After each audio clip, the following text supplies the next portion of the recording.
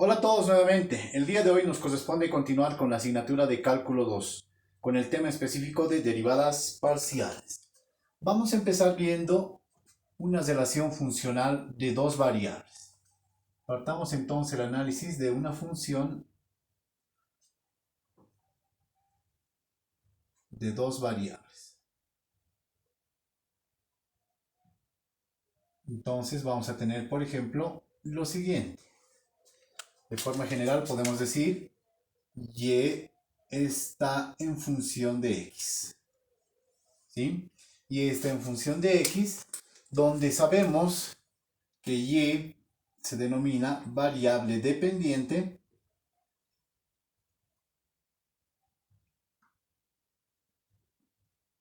y x es la variable independiente. Entonces tenemos una variable dependiente y una variable independiente. Dos variables. Se lee y está en función de x. Bien, generalmente esto se analiza con mayor detalle en lo que es cálculo 1. Entonces, cuando vemos y en función de x, nosotros podemos cambiar, ¿no?, alguna situación en temas de variaciones y a eso le denominamos derivada, ¿no? Entonces, dentro de lo que es la interpretación, nosotros teníamos algo más o menos de este tipo. Decíamos, la derivada de y se escribía así respecto de x, ¿no? Esta era la derivada de y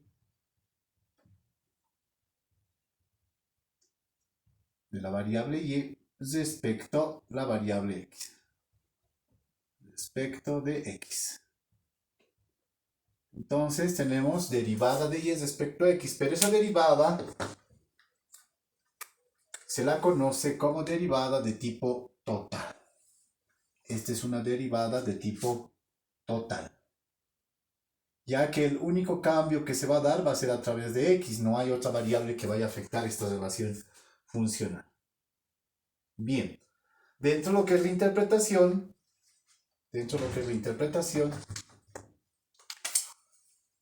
podemos decir que la derivada de y respecto de x se interpreta como la tasa de cambio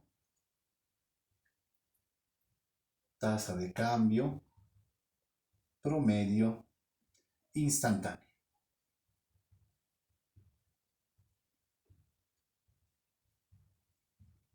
Esa es la interpretación que le damos a la derivada y va a depender la ingeniería o la ciencia donde se esté aplicando para darle una interpretación específica.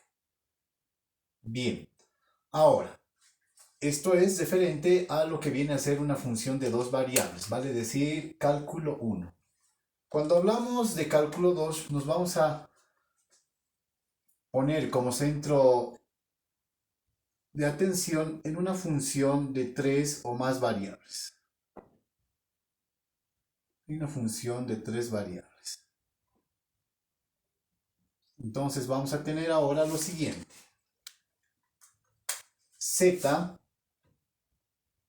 va a estar en función de x, y. Vale decir que ahora hay una variable dependiente, la cual es z, es la variable dependiente. Y noten ustedes que aparecen dos variables independientes. Primero tenemos a x como variable independiente 1, si quieren. Variable independiente número 1. Y aparece y como la variable independiente número 2.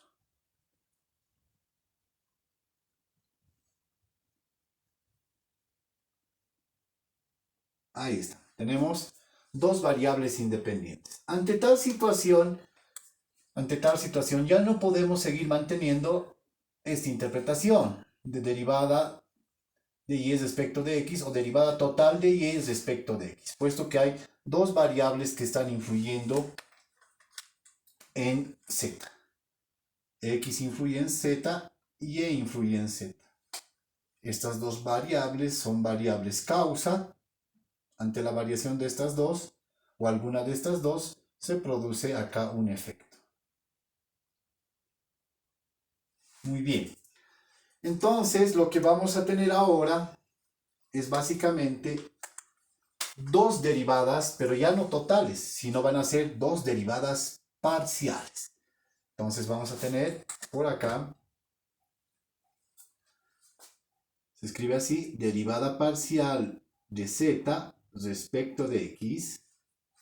Y vamos a tener la otra, que es derivada parcial de z respecto de y. Dos derivadas parciales.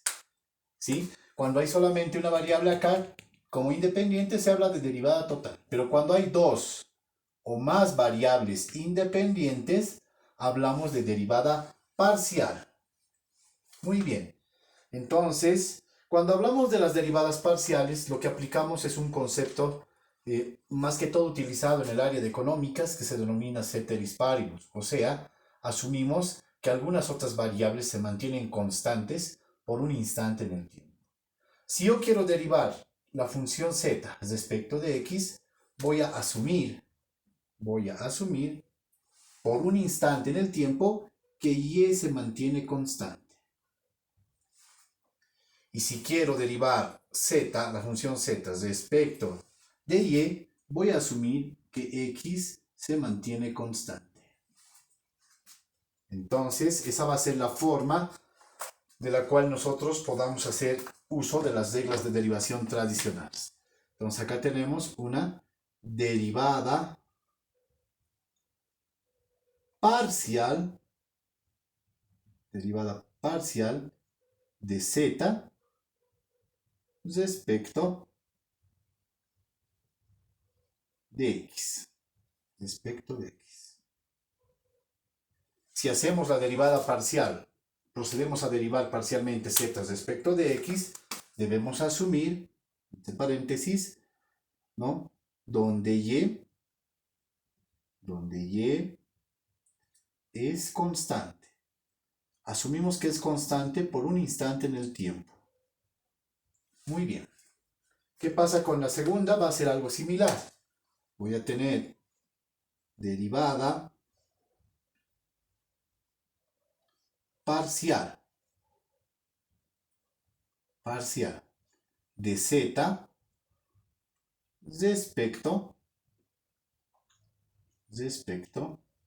de y, de la variable y. Si queremos derivar z respecto de y, asumimos que x es constante.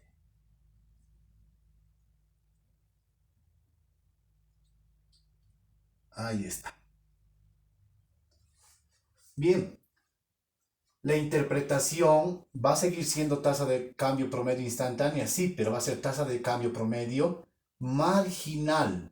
Tasa de cambio promedio marginal. Eso podemos anotar por este lado. Voy a tener que, ya sea parcial de z respecto de x o parcial de z respecto de y, o parcial de z respecto de y, ¿sí? Ambas son tasa de cambio promedio,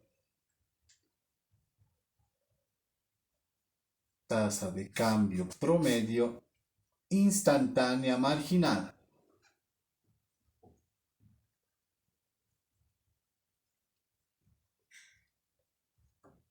Algunos le llaman también, no hay problema en esta situación, ya es conceptual, tasa de cambio promedio marginal instantánea. Tasa de cambio promedio instantánea, tasa de cambio promedio instantánea marginal. ¿Por qué marginal? Porque primero se está tomando en cuenta una variable, después la otra. Y podemos generalizar este análisis para más variables. Podemos tener una función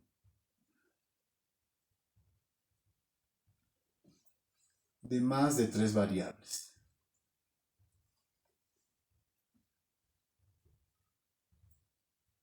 Podríamos decir, por ejemplo, que z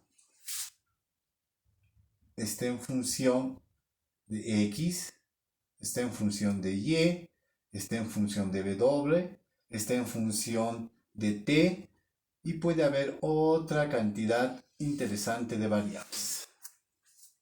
En ese caso, ya hablamos de muchas variables independientes. Podemos generalizar diciendo que acá hay n variables independientes.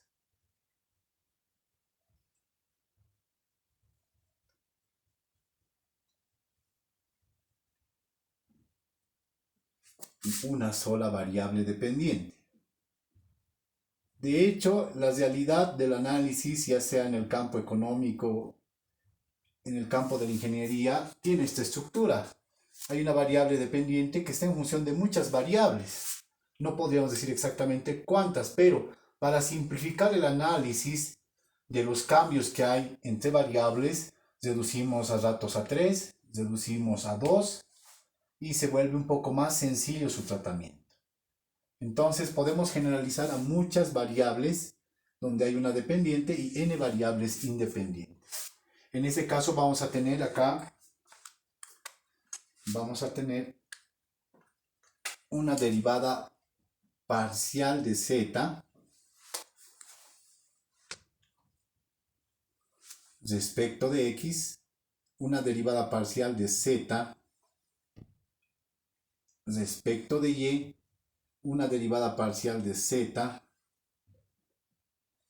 respecto b doble y en forma sucesiva respecto a las demás variables. ¿Qué va a pasar para la derivación? Va a seguir siendo útil el criterio de ceteris paribus, ¿sí? Asumimos para cada caso que el resto de variables se mantiene constante por un instante en el tiempo. Si es respecto de x, y, b doble, t y las demás se mantienen constantes. Si es respecto de y, x, b doble, t y otras variables se mantienen constantes. Si es respecto de b doble, entonces ¿qué decimos? X, y, x, y, b doble, perdón, t sería, ¿no? B doble ya está. T y otras se mantienen constantes. ¿Sí? Entonces, esas se van a leer, como ya habíamos hablado anteriormente, esta va a ser la derivada parcial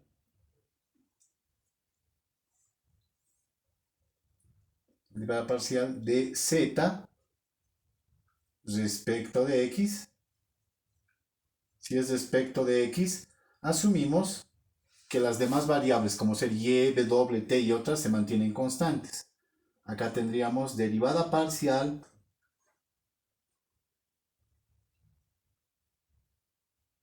de z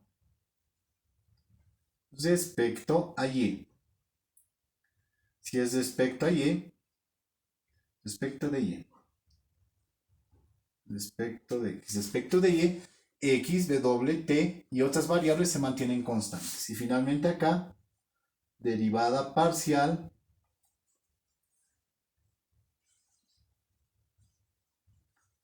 de z respecto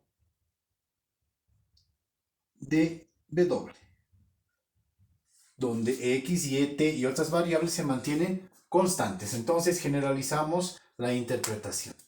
Otra vez reiteramos, acá las variables independientes, todas estas son causa para la variable z.